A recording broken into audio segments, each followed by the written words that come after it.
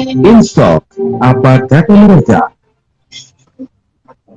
Halo, apa kabar teman-teman semua pendengar El Sinta dimanapun Anda berada, di Jakarta, Bandung, Semarang, Medan, Surabaya, dan sebagainya, karena kita secara nasional dan juga streaming, serta teman-teman pendengar di netizen El Sinta, karena kita live di IG El Sinta. Kita akan bahas mengenai sesuatu hal yang banyak dibicarakan oleh orang saat ini dalam program Instalk, apa kata mereka? Pekerjaan yang menjanjikan di masa lalu ternyata saat ini belum bisa bersinar ya, karena sekarang ini banyak terjadi disrupsi ya, baik itu di bidang media pekerjaan dan sebagainya. Nah, banyak pekerjaan-pekerjaan yang bakal hilang saat ini, tapi juga banyak juga yang muncul. Nah, kita akan bahas mengenai future of work. Kira-kira apa saja sih pekerjaan yang bakal ada di masa mendatang ya? Dan tentunya insight ini bagus banget kalau kita bisa dengerin. Karena kenapa? Karena kita bisa ambil ancang-ancang. Berarti kita harus bersiap. Berarti kita harus ready. Kita harus juga pilih, ya, memutuskan cara cepat sekarang untuk bisa survive di waktu-waktu berikutnya. Kita akan bincang mengenai apa pekerjaan di masa mendatang dengan narasumber Bapak Startup Nasional, dan juga co-founder at review_id dengan Razi, Bro Razi. Oke, Assalamualaikum, selamat siang, Mas Razi, apa kabar? Waalaikumsalam warahmatullahi wabarakatuh. Baik, alhamdulillah, Mas Aryo, apa kabar? Alhamdulillah baik. Ini bagus banget ya, artinya kita bisa dapetin insight mengenai apa sih future of work itu ke depan ya, sehingga kita pengen tahu nih, kira-kira apa aja, terus juga harus mutusin juga nih sekarang ini supaya kita nggak ketinggalan. Tapi teman-teman ngobrol dong dikit tentang future of work itu apa ya, seperti apa ya gitu ke depannya, Mas. Oke.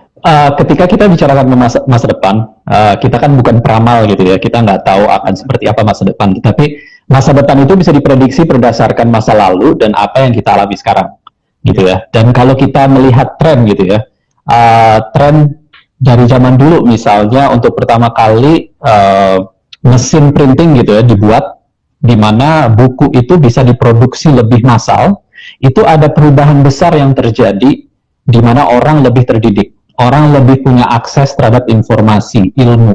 Dan yang terjadi 10, 20, 30 tahun terakhir adalah kita memiliki akses yang jauh lebih banyak dan jauh lebih gampang untuk informasi dan knowledge.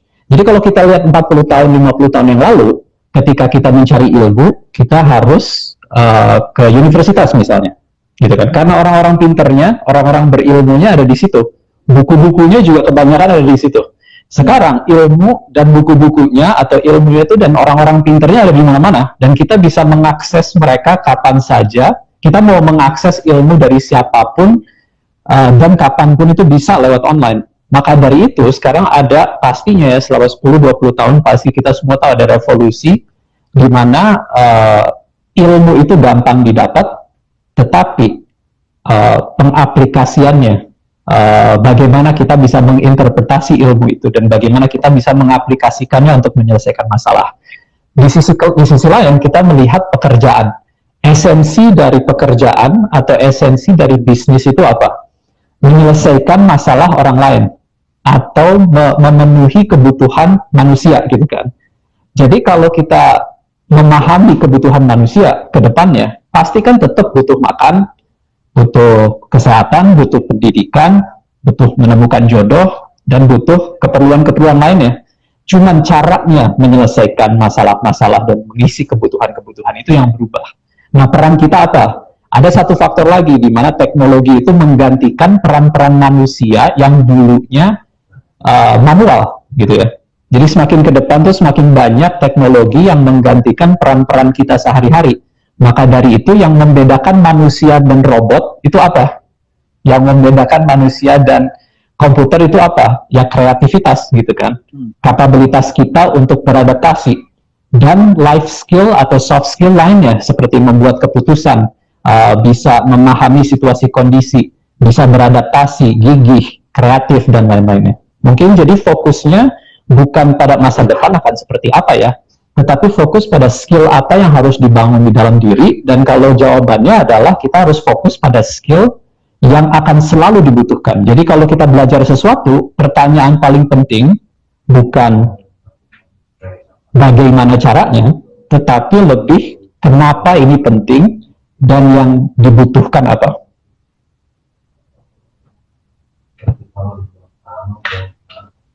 Suaranya hilang, Mas Bar.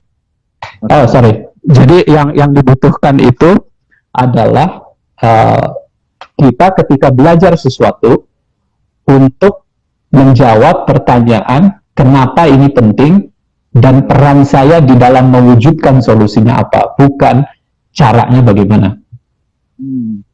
Jadi ketika kita mau beradaptasi di masa depan, we have to understand the why. Ya, ya. Jadi ini bukan masalah masa depan, tapi masalah kita untuk mempersiapkan itu ya.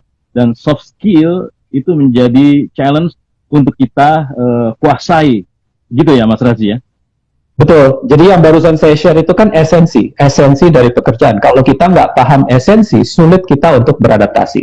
Misalnya kemarin hari kemerdekaan gitu ya, kita mungkin kemarin itu merayakannya. Kita sama-sama mengingat dulu perjuangan oleh orang-orang dulu yang memberikan jalan buat kita memiliki kemerdekaan. Tetapi pelajaran apa, hikmah apa yang bisa kita ambil, yang bisa kita aplikasikan untuk masa depan kita? Nah, nggak semua orang memikirkan itu kan. Kadang-kadang kita ya sudah ini jadi ritual. Nah, banyak sekali di dalam aspek hidup kita itu menjadi ritual. Mau itu bekerja, berkarir, berumah tangga, mengambil keputusan pendidikan, beribadah, semua itu sudah menjadi ritual. Nah, itu artinya apa? Kita sudah berhenti melatih diri untuk bertanya kenapa. Kenapa kita hidup? Kenapa kita ada di sini? Ketika kita berkarir, tujuannya apa? Nah, itu ketika kita lupa untuk melatih diri kenapanya, soft skills kita berkurang, dan kapabilitas kita untuk beradaptasi di masa depan juga berkurang. Artinya kalau masa depan itu apapun bisa terjadi gitu kan. Perubahannya bisa macam-macam. Tetapi yang perlu disiapkan adalah kapabilitas kita untuk mengantisipasi, untuk bisa beradaptasi, dan untuk mengambil mengambil kesempatan yang nanti akan muncul di masa depan. Nah, itu butuh kita untuk bertanya kenapa, bukan, itu caranya gimana ya? Cara melakukan A gimana ya? Cara beriklan di Facebook gimana ya? Cara untuk membangun usaha seperti apa? Tetapi lebih memahami kenapanya dulu, dan secara pragmatis, secara logis, dan juga mengikuti hati gitu ya, bagaimana kita bisa menyelesaikan masalah-masalah sehari-hari. Jadi skill-skill yang dibutuhkan itu yang dinamakan life skills atau soft skills. Mungkin itu sih esensinya. Salah satu yang sempat saya baca-baca tadi adalah skill yang pasti akan sustain, akan diperlukan ke depan adalah kreativitas ya. Entah itu kreativitas di bidang tertentu, atau yang paling bisa realistis adalah kreativitas di bidang digital, begitu. Ini juga artinya perlu dilatih saat ini ya. Kreativitas itu perlu ada selalu di diri kita, sehingga nggak usah takut atas challenge yang terjadi ke depan, gitu. Begitu Mas Rat? Betul sekali. Nah, ini kembali lagi ya, ketika kita bicara kreatif atau melatih kreativitas, esensinya apa sebenarnya? Nah, itu kita harus pahami dulu kan. Sebelum kita bisa lebih kreatif, kita harus paham dulu jadi kreatif itu apa sih artinya gitu ya. Kalau saya sendiri melihatnya, simpelnya gitu ya, kreatif itu kita bisa melihat sesuatu dengan kacamata atau perspektif yang beda dari orang lain. Jadi berdasarkan cara berpikir kita, berdasarkan pengalaman hidup kita, berdasarkan orang-orang yang kita pernah berinteraksi, kultur-kultur, traveling, dan kita melihat dunia dari perspektif yang beda. Jadi ketika kita melihat sesuatu yang sama, kita bisa melihat lewat kacamata yang berbeda. Nah, itu kreativitas itu kan. Jadi mungkin orang lain melihat ini teknologi adalah A, kita bisa melihat potensi-potensi yang tidak bisa dilihat oleh orang lain. Nah, tujuannya kreatif sebenarnya apa sih? Tujuannya orang kreatif supaya dia bisa menciptakan inovasi. Itu kan yang penting. Jadi kalau perubahan itu didorong oleh inovasi. Dan inovasi itu adalah ketika kita bisa menemukan solusi baru untuk masalah yang lama. Jadi tadi kan kita bicara tentang masalah manusia apa sih? Kebutuhannya apa?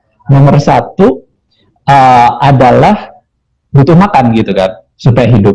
Habis itu dia butuh sehat. Habis itu dia butuh pendidikan. Habis itu dia butuh mungkin jodoh, entertainment, mengisi tujuan hidup dan lain-lainnya. Nah, sebenarnya kebutuhannya kan nggak berubah. Tapi cara kita untuk mendapatkan makanan, cara kita untuk mendapatkan layanan kesehatan, cara kita untuk mendapatkan pendidikan, dan nafkah pada umumnya gitu kan. Cara kita untuk bertemu dengan jodoh, cara kita untuk menjalankan kehidupan kita sehari-hari, itu tuh sudah ada cara-cara baru. Nah, kita yang bergerak di dunia atau industri kreatif dengan landasan teknologi, tujuannya adalah bagaimana teknologi-teknologi yang sekarang ada, yang dulu tidak ada, bagaimana itu mengubah atau mengisi kebutuhan atau menyelesaikan masalah-masalah yang dari dulu sudah ada. Saya kasih contoh misalnya pendidikan gitu ya. Mungkin dulu kembali kita harus ke kampus karena kita tidak bisa berkomunikasi kecuali kita ada di satu ruangan dan jumlah buku terbatas. Maksudnya ya buku banyak tetapi kan tidak bisa diakses sekejap, harus tunggu dikirim atau kita harus ke perpustakaan. Tetapi sekarang online bisa menjadi perpustakaan. Itu bisa kita baca jam 2 pagi atau bisa jam 3 sore gitu kan. Kalau kita mau belanja pun kita nggak harus nunggu tokonya buka. Toko buka 24 jam. Artinya kebutuhan yang sama diberikan solusi yang baru berdasarkan teknologi yang sekarang ada dan dulu tidak ada. Mungkin itu sih esensi dari kreativitas yang bertujuan gitu kan. Jadi bukan kreatif karena kita beda aja atau anti mainstream, tetapi kita kreatif untuk mencari solusi-solusi baru untuk masalah dan kebutuhan-kebutuhan manusia yang pada dasarnya tetap sama. Ya. Wah, keren banget nih ya. Wah, insight-nya cakep. Pendengar dan netizen juga bisa tanya nih langsung ke 0215869000 telepon ya, atau bisa di WhatsApp ke 081 1806543 atau juga bisa chat di kolom komentar di IG El Sinta. Kita masih ngobrol tentang future of work dengan Bro Razi, Mas Razi ya. Ini teman basket saya nih. Gimana Ahad pagi kita main basket di satu court, tiba-tiba ngobrol sesuatu yang menarik, akhirnya asik juga nih kita share ke seluruh pendengar dan netizen. Ini ada pertanyaan dari WhatsApp Mas Razi. Bagaimana kita bisa menemukan dari Fafa di Palembang? Bagaimana kita bisa menemukan sesuatu yang kreatif yang bisa kita pakai sehingga kita bisa dapetin skillnya kalau kita nggak tahu masa depan bakal seperti apa itu bidang. Oke, gimana itu Mas? Nah ini saya fokus pada esensi aja ya. Jadi ada dua tipe keterampilan. Ada keterampilan yang teknis atau bahasa kerennya itu hard skill gitu ya. Keterampilan teknis, dan ada yang keterampilan hidup atau soft skills.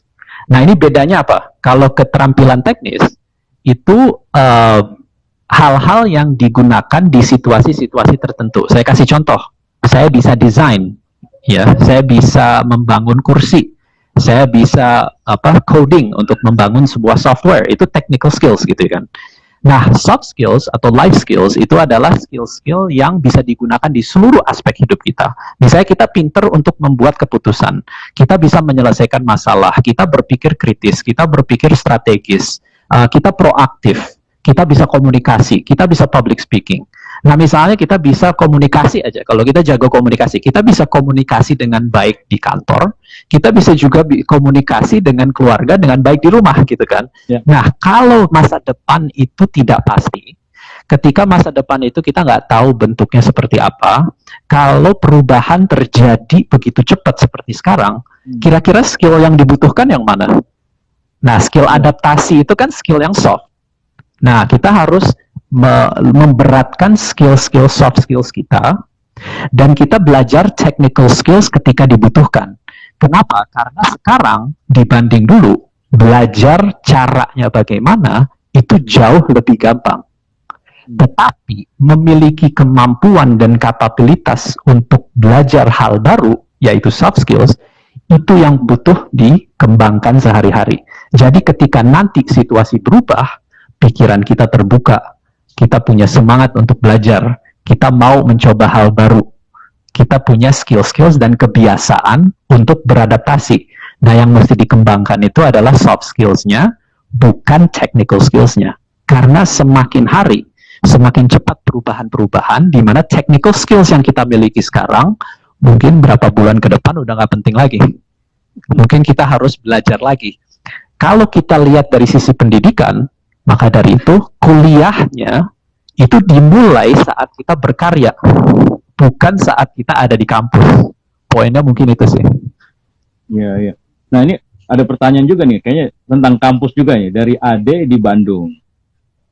apa yang saya pelajari, apa yang gue pelajari katanya nih, apa yang gue pelajari di kampus ternyata nggak cukup ya untuk bisa survive di masa datang. Contohnya mengenai digitalisasi gitu.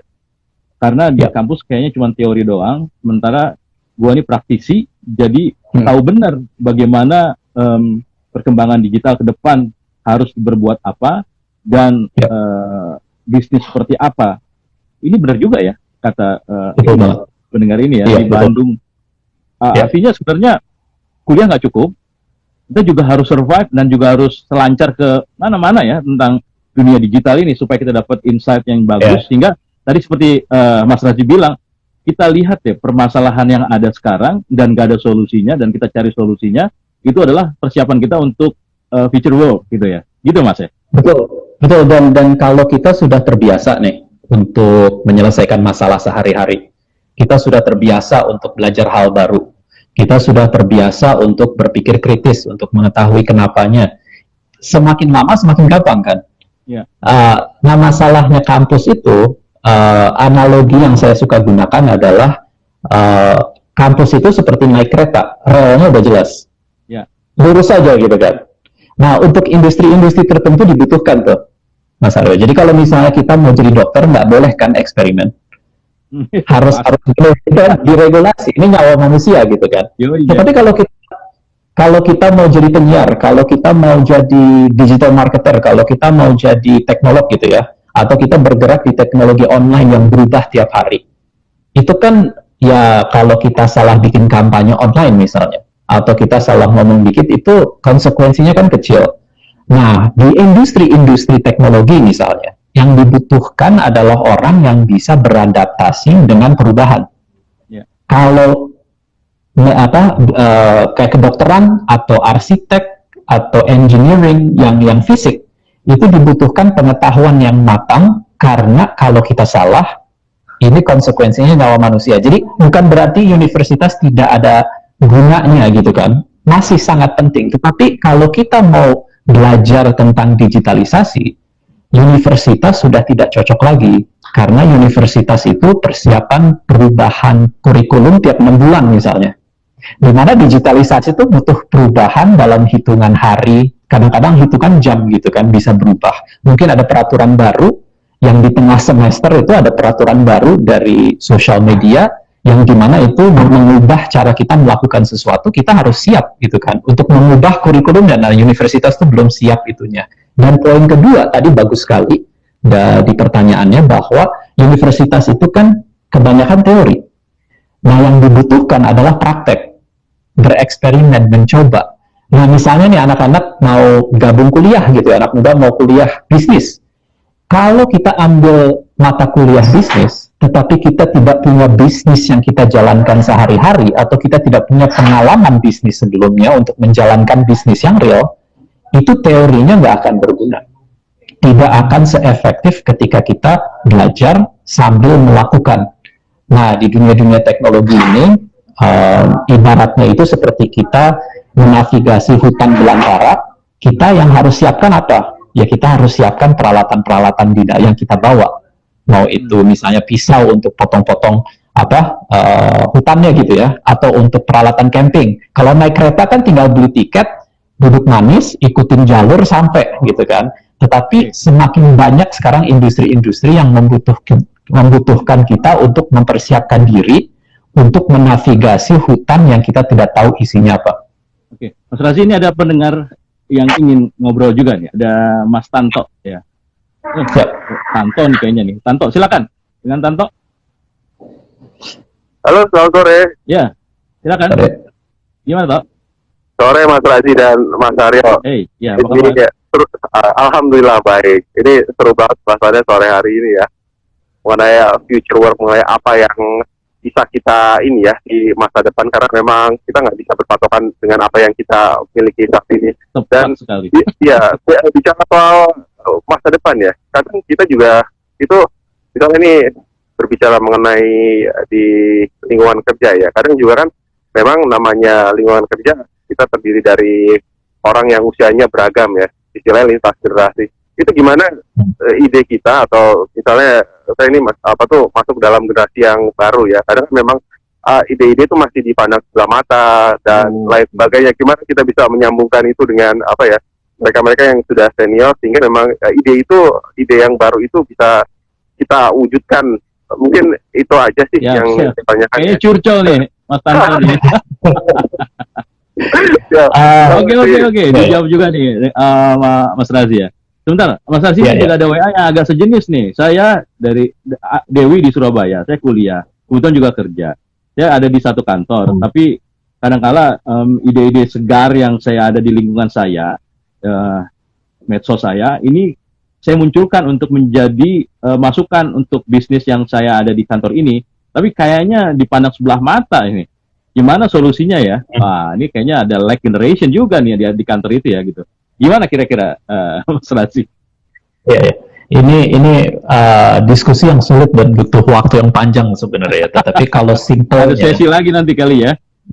harus ada sesi curhat ya gitu ya. Tapi ini betul sekali, dan manusia itu kan macam-macam kepribadiannya. Jadi kita nggak akan masuk ke ranah kepribadian manusia, deh itu diskusi terlalu panjang. Tetapi pada intinya orang-orang yang takut pada perubahan adalah orang-orang yang sudah terlalu banyak investasi pada sistem yang ada. Itu satu. Dan kedua, ada orang juga yang mungkin memang takut perubahan karena dia nggak tahu dia akan dapat apa di masa depan, atau posisinya itu akan dihilangkan. Jadi rasa takut ini natural, dan tujuan kita yang penting, kita tuh bukan mengubah sesuatu karena ingin perubahan, itu pastikan. Jadi kita harus lebih strategis. Artinya tujuan kita apa, strategi kita apa, habis itu kita eksekusi gitu ya. Nah, ketika kita bekerja di industri yang sudah lebih mapan, ketika kita bekerja di organisasi yang sudah lebih besar, pasti banyak sekali orang-orang yang sudah punya kepentingan gitu kan.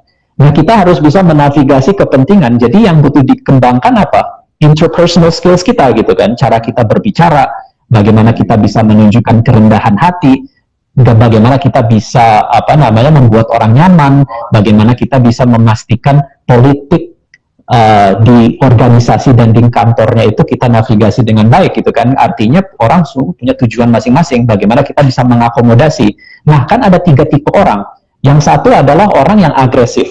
Artinya dia datang ke suatu tempat yang penting apapun yang dia inginkan didapat gitu kan. Itu orang agresif. Ada juga orang yang pasif. Artinya dia ya udah yang penting Bapak seneng, ya udah yang penting jalanin aja deh gitu kan. Kita harus ada di tengah-tengah tuh, di mana kita assertive atau kita tegas atau lugas gitu ya. Dan ini artinya apa? Kita punya prinsip, kita punya tujuan, tetapi kita mengakomodasi situasi kondisi orang lain, kita punya empati terhadap orang lain dan posisinya, dan kita mencari solusi win-win. Nah, ini ketika kita ada di organisasi besar, kenapa itu kayak kapal tangki besar, kalau mau belok kan lama gitu kan.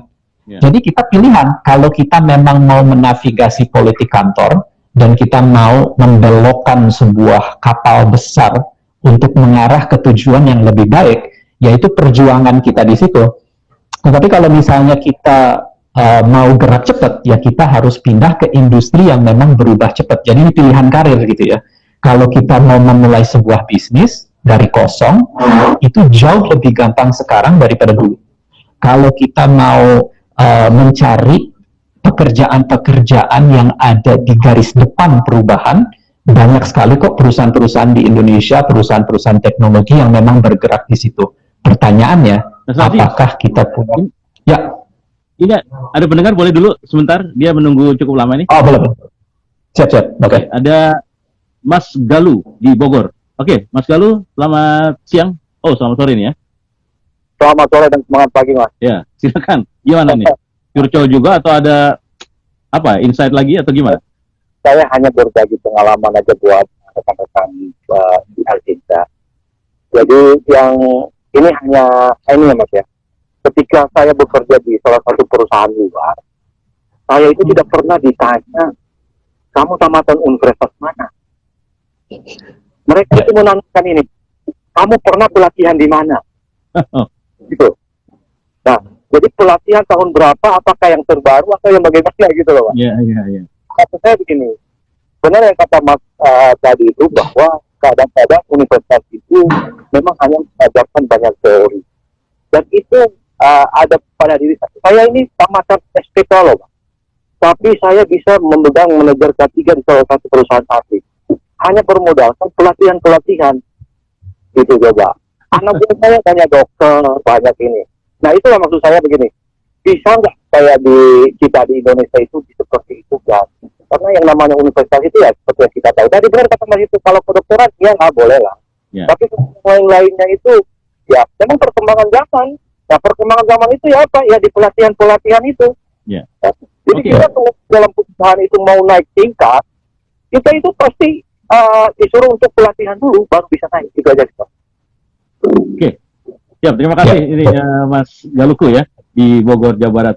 Menurut job ini juga ada mention ke El Sinta, the way how we can anticipate our creativity and improve ourselves together and collaborate to our bright future. Wah, bagus banget ya. Terima kasih akun Muhammadin Dirpan ya.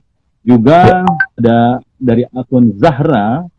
Bagaimana respon terhadap upaya kita untuk memenangkan perang dagang kita?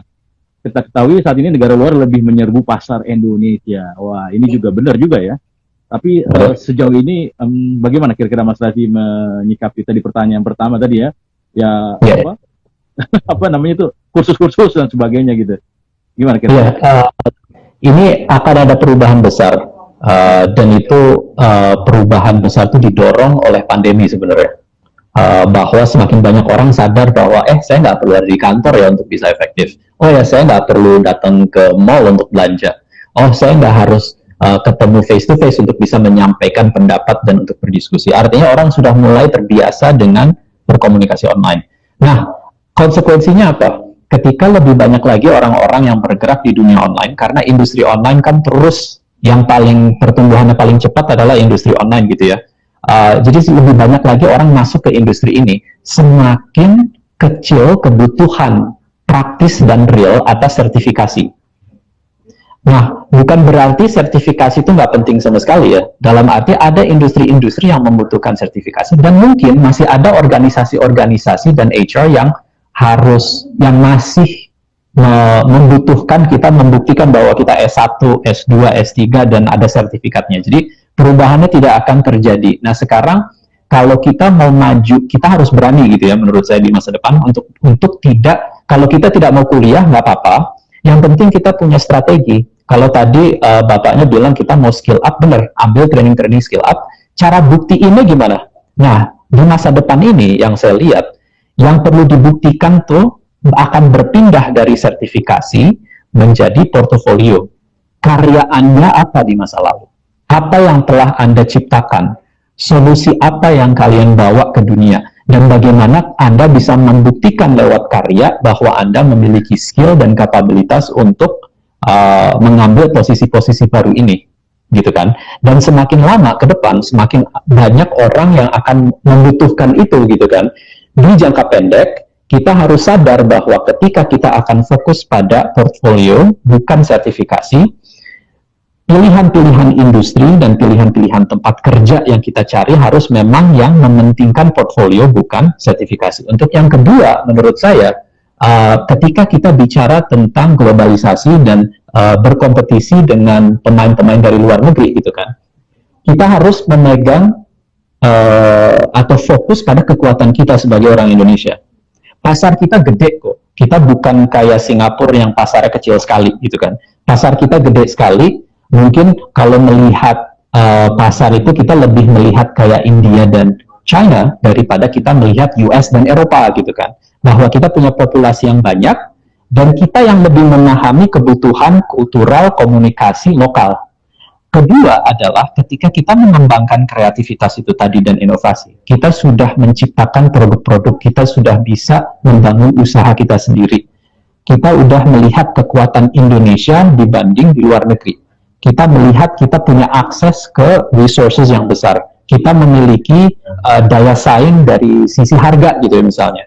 Nah, kalau kita bisa meningkatkan kualitas-kualitas produk kita, meningkatkan kualitas-kualitas layanan kita ke level yang lebih tinggi, di mana kita bisa mengekspor barang-barang kita, itu jauh lebih efektif. Kenapa? Karena kalau misalnya lihat orang di barat gitu ya, saya melihat kalau mau menciptakan bisnis misalnya dulu saya tinggal di Australia, mau menciptakan bisnis di Australia itu jauh lebih susah daripada memulai bisnis di Indonesia. Bukan masalah regulasi, bukan masalah administrasi, tetapi lebih ke arah kebutuhan dan jumlah populasi. Dan terakhir, kalau kita menciptakan sebuah produk atau layanan, atau kita memulai sebuah bisnis, yang dibutuhkan apa? Masalah. Tidak ada bisnis yang eksis, tidak ada produk yang diciptakan tanpa memenuhi kebutuhan atau menyelesaikan masalah. Nah, sekarang gudang masalah ada di negara maju, apa ada di negara seperti Indonesia.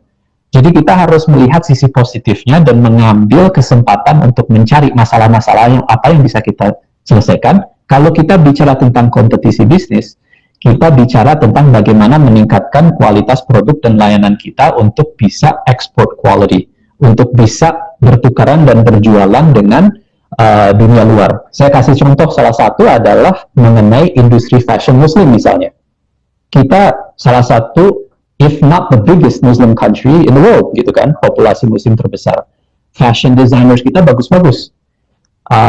Kita bisa, kalau misalnya memang kualitas orang-orang yang bekerja di industri kreatif itu meningkat drastis, bisa jadi kita mendominasi fashion muslim di dunia. Itu possible banget. Tetapi kalau kita mau berkompetisi di industri yang sudah dikuasai lama oleh negara-negara lain, misalnya otomotif gitu ya, mungkin akan sulit gitu loh untuk berkompetisi. Jadi kita harus memilih battles yang mau kita, atau pertempurannya harus memilih medan perang yang tepat gitu sih. Wah, dahsyat banget nih. Kayaknya waktu setengah jam nggak cukup. Klise banget ngomongnya ini ya. Nanti kita kayaknya perlu atur lagi ya, Om Razi ya, untuk ngobrol ini, karena WhatsApp-nya banyak, juga teleponnya juga banyak yang ingin tanya ya. Terima kasih banget udah bisa masuk atau ngisi di Instock apa kata mereka sore ini.